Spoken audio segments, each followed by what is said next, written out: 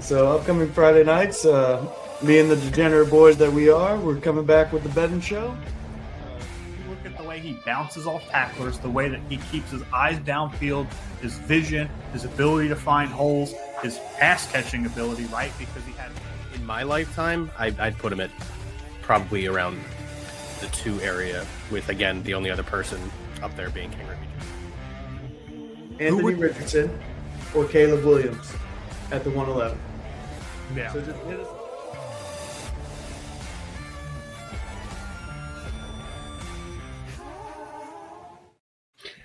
Ladies and gentlemen, welcome to another episode of BSing Sports, where we do a little BS and we talk a whole lot of sports. With me on my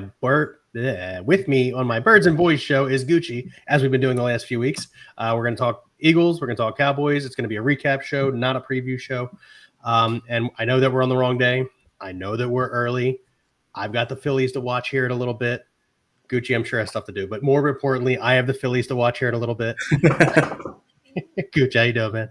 I'm good, man. I'm good, and finally got a day off of work and got a chance to relax, sit down, watch some football tonight.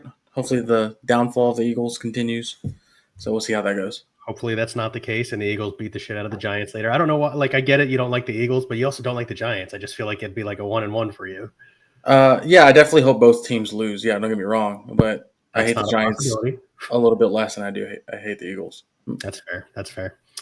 Well, as we already tipped, well, for starters, I make fun of it all the time when I'm on with Ryan and Jake, but like that last little snippet of our intro where they're talking about who would be better, Caleb Williamson or Anthony Richardson, is hilarious to me because neither of them have panned out, but how awful Anthony Richardson has been. Yeah.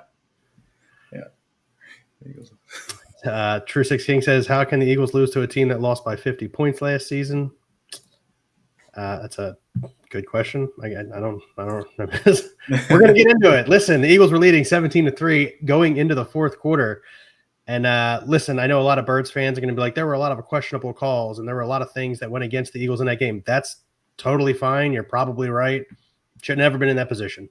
You should have taken control of that game well earlier. You came out of the half, same thing, up 7, or well, shortly after coming out of the half, you go up 17-3. And then you rush the ball 2 times the entire half. That's stupid. Let's just say what it is. That was stupid. It was a terrible game plan. I don't know if it's Patulu. I don't know if it's Jalen Hurts. I don't know if it's Nick Sirianni at this point. Don't really care. But people are like, well, how'd you give up 18 points on the defensive side of the ball? I'll tell you how. They were on the field for 22 minutes in the second half. That's a lot of time. That's a lot of time.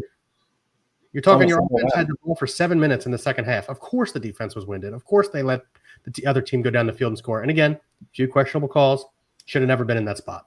So that's where I'm at with the Eagles. I really just want to harp on the 2 rushing attempts in the second half. I know that Saquon Barkley isn't doing as good as he's been doing. Okay. And how is he going to break out of that if you're not handing him the ball when you've got a lead? Like, he's not going to get his legs if when you have the lead, you're not laying into him. So again, don't know if it's Patullo, don't know if it's Hurts, don't know if it's Sirianni.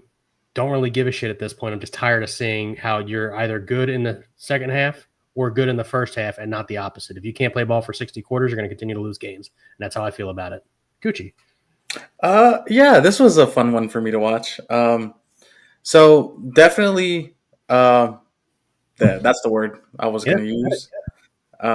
But I'd like to say the Eagles definitely outsmarted themselves in this game. There's no reason for them to even, like you said, there's no reason for them to even put themselves in the position where 1 or 2 calls down the line decides the game for them. When you have Saquon going off for 5.5 yards a carry in the first half, and you completely stray away from that and put the ball in Hurts' hands and throw it 44 times, like you're not going to control the clock. Which you should be. You're up 14 in the fourth quarter. You should be handing it off to your all-pro running back behind your line that's been viable and decent so far throughout the year. They haven't been as good as last year, but they've definitely been good enough to run Saquon behind.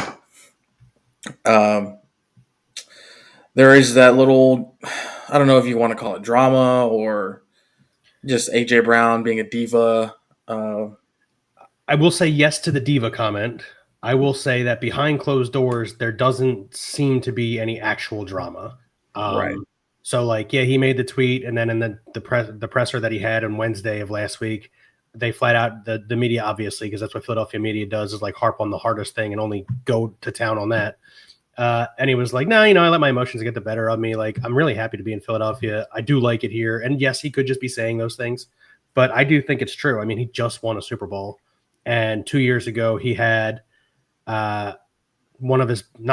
had his best statistical season of his career. And it's with these offensive players, with this quarterback. I'm not saying it's all Kevin Patullo. I need to very specifically drive that home. I'm not saying it's just the offensive coordinator and the play calling, because Jalen Hurts has to execute. A.J. Brown, for instance, needs to continue running that go route up the middle of the seam, and Hurts hits him in the hands for a touchdown. They're just not in sync right now. Last year, through 5 games, they didn't look like they were in sync, and look what they went on to do. I'm not saying it's the same thing. I'm not saying that Kevin Patullo is as good as Kellen Moore calling an offense. I do know that the Eagles' offensive line has taken a step back, losing Mekhi Becton. That looks like it was a bigger loss than we thought it was going to be. And now with Landon Dickerson out, it's an even bigger loss. And then to Tim Hawkins' point, he's over here in the chat's kind of blowing us up a little bit. He says, we have no pass rush anymore. So letting one of those, you should have re-signed one of those guys like Milton Williams or Josh Sweat. One of them needed to be re-signed. To generate some kind of pressure up the middle or on the outside, try and get the quarterback off the spot. They're not doing that this season. And that's what I think is the biggest thing for the Eagles, is like they've always won in the trenches, and right now they're not winning in the trenches, and proof is in the pudding. Yep. Yeah, you nailed it right there. Yeah, they're not getting the amount of wins that they're getting in the trenches that you guys are used to, which is very unfamiliar for you guys. So welcome to the club. At least on the defensive side. It's strange to me how it's been the same core for at least 2 seasons now on offense. Obviously, you'd think you would have way better chemistry, like on the field at least. Like no matter who the play caller is, no matter who the OC is, you would at least know, hey, like these are my guys. I can trust Saquon. I can hand off. I can call an audible to Saquon at any given moment and trust he'd get 4 to 5 to 6 yards, and just kind of keep the offense kind of chugging and moving forward. So the fact that it's Patullo calling really bad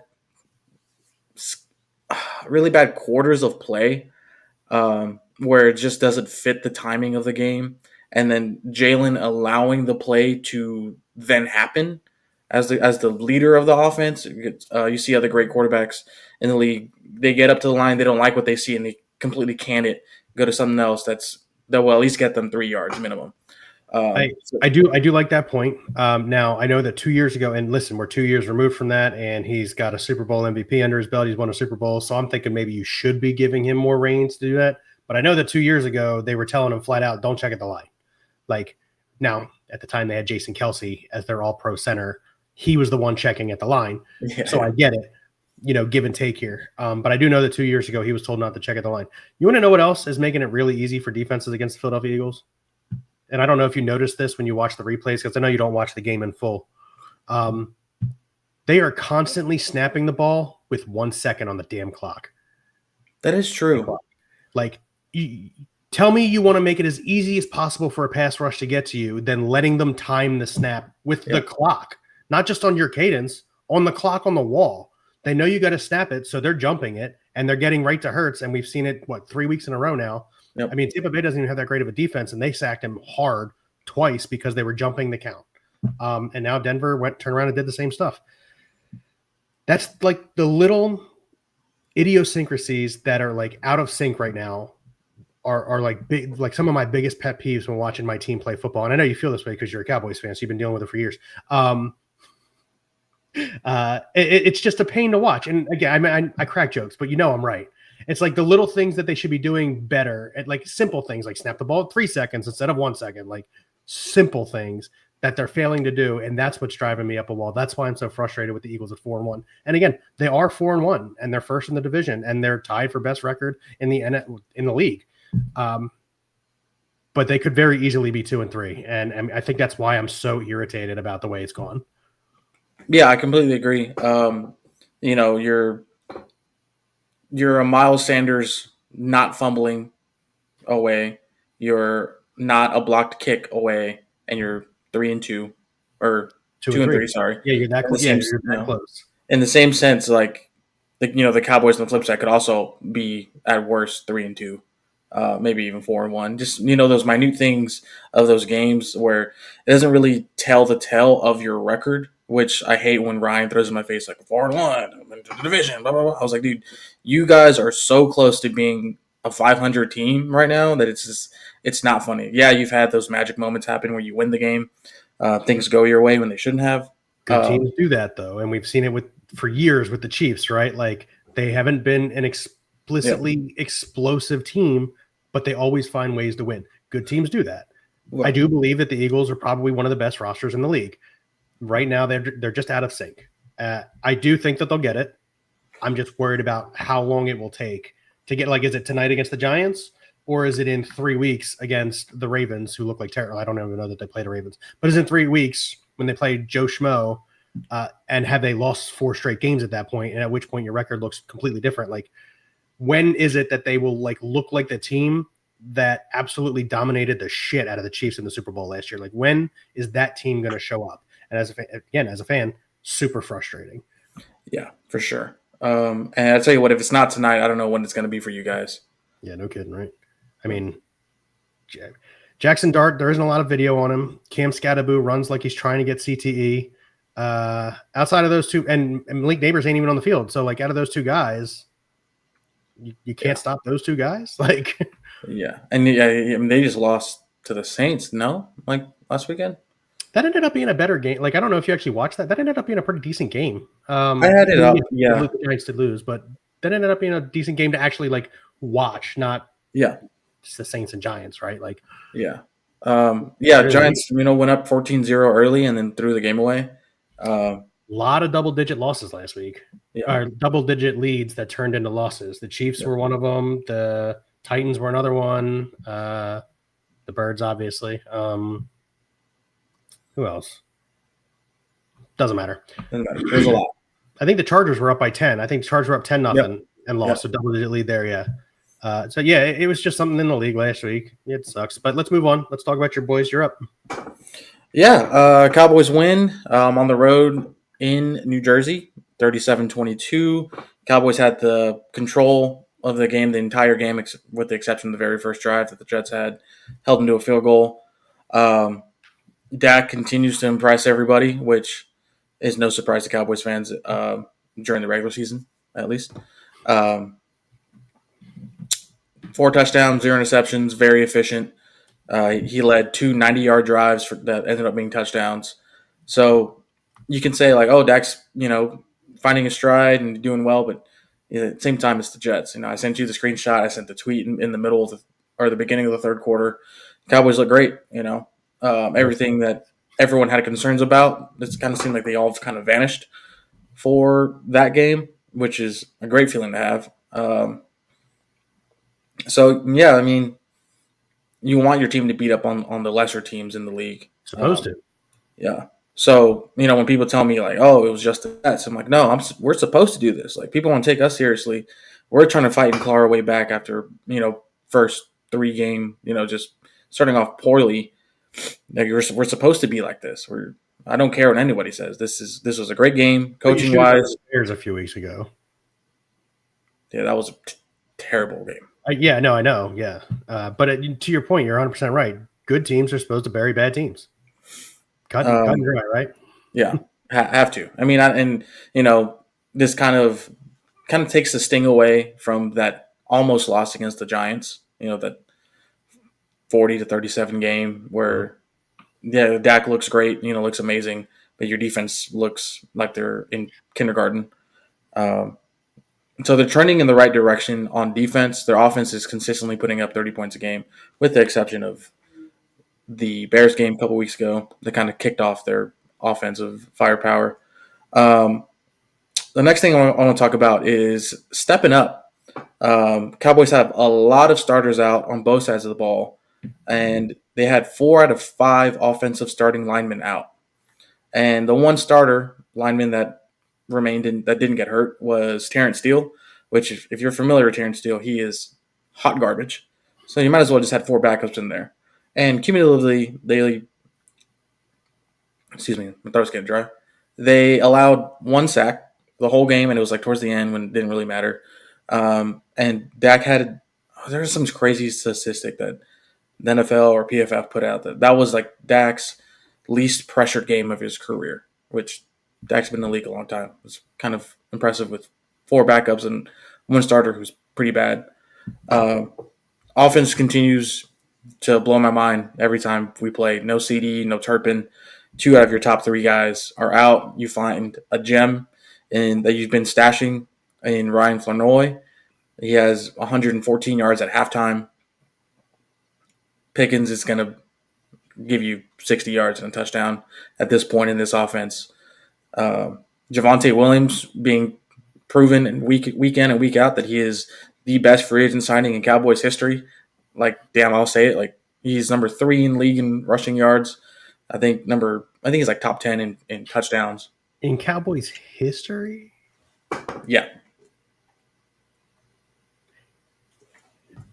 Help me out here because I'm not a huge Cowboys fan and I wasn't a huge fan of Prime. Was he traded to the Cowboys or was he a free agent acquisition? Trade. Oh, okay. Well, then there you go. Fair enough. I redact my previous statement. Yeah. Especially like we got him when we needed him. You know, we got Javonte right when we needed him, paying him like $2 million. He's coming off the injury. Yeah. Yeah. And off the ACL tear. I think he had 2 ACL tears. But anyways, nobody was prepared for Javonte to be how good of a running back in this system as he has been.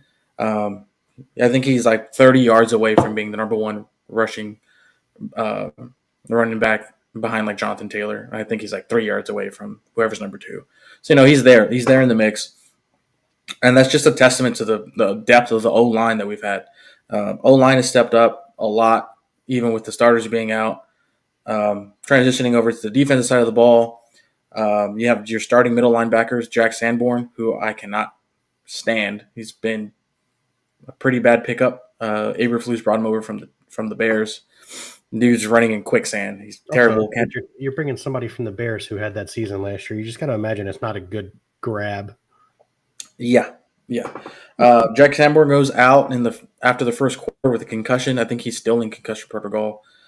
By all means, I take your time coming back, brother, because Maris Luafau looked great. He had a punch out that saved a big run. The Brees Hall, I think it was like a 30-yard run, comes behind, punches it out. Cowboys get the ball back, score again. He looked great. Corners didn't get cooked too bad this week. That's a win by me. Played a little bit more man, which Trayvon Diggs the week before was begging and pleading for man coverage because apparently that's his strong suit. Diggs still got cooked. I'm not going to sugarcoat it. And I think the big thing that I loved the most was that the defense had 5 sacks on the game, which more than doubled their season total in that one game. Granted, I know it's the Jets. I know Justin Fields isn't the best quarterback at getting the ball out early. But 5 sacks on a team that was number 32 in defense for the year, it's pretty damn good for me. Yeah, let's go, Phils. Thanks, Cameron. No, I do agree with a lot of the stuff you said. However, much to your chagrin and also to your point, it is the Jets. Justin Fields is clearly a stopgap there in New York. Garrett Wilson is, Brees Hall and Garrett Wilson are really good talents. However, unfortunately, they've got to deal with that offensive line. Justin Fields throwing the football, and just a terrible organization. Just a terrible organization. No other way to shake it. However, it was a pretty nice win for your Cowboys there. You, just like the Eagles, you need help at cornerback. That's pretty cut and dry there. Both the Eagles and the Cowboys need help at cornerback. So it'll be interesting to see the records come the trade deadline to see who's available for both teams. Actually, hypothetically, if the Cowboys are in the running for the division, they could be going after the same people the Eagles are, and it could drive the price up. So it'll be interesting to watch coming down the trade deadline there. Yeah, I do want to touch on one more thing for the Birds. Sorry that I You're good. jumped over this. Devontae Smith with 114 yards the other day was really solid. It was good to see him get going, and even A.J. Brown at 68. So, it looks like the wideouts are starting to do what they're supposed to be doing. Grant Calcaterra being out meant Dallas Goedert got a few more targets. I was really appreciative of that. But again, you threw the ball too much. To your point, 44 times, way too much for Jalen Hurts throwing football. Not that I don't think he can do it, because he can. But maybe you build up some synchronization with your wide receivers and your tight ends. And then also stop dumping the damn ball off these running back screens 6 seconds after the play develops, which is way too late. You want to get it out to him right away and let him run up the field? Perfect. 6 seconds is too long to wait to get it to him. But I digress. We'll see. This next Tuesday is going to look very interesting if the same problems you had last Sunday show tonight. Yeah. Speaking of which, my parents will be here. I'm not entirely sure I'll do a show next week. It's really going to depend on what my work, because I still have to work while they're here. So I'll sub Ryan in or something.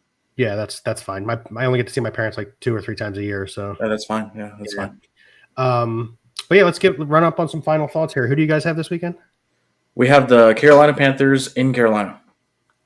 Panthers have been playing decent. Yeah, they have. They're almost like a comeback kid. The way they're starting to pile up wins. They start off terribly. Bryce Young throws an interception, guaranteed. So if you're a better, guaranteed, throw money on Bryce Young having an interception. And then they just they wear you down on offense. Rico Dowdle's having a great year now that Chuba's second string. He had 200 yards last game, and he's flat out said, he goes, "I'm coming back to Dallas with a vengeance. Like they better strap up because I'm coming." Especially since on the outside, which is Rico Dowdle's like prime, you guys don't really have any kind of help out there. So yeah, that's something. Obviously, we have the Giants tonight. Key matchups I'm looking at are Cam Scatterboo versus, again, same thing, Eagles front four. I'm not super concerned about Jackson Dart and that wide receiver core. But Cam Scatterboo running like he wants CTE is a real thing. Yeah. So that's matchups I'm looking at. But I still think the Birds get the win. If I had to guess about the Cowboys, I'd say the Cowboys probably sneak away with a win there too. Yeah. Hopefully. Yeah. You got anything else? That's all I got. I hope both teams lose tonight. I will be watching. That's fine. Go Phillies, because you're in the postseason, down 2-1 in LA. Great game last night. Please build up off of it. Let's get back to Philly on a Saturday and close out and go to the NLCS. And go Birds. But outside of that, thanks for joining us here on BSing Sports, where we do a little BS and we talk a whole lot of sports. Thank you.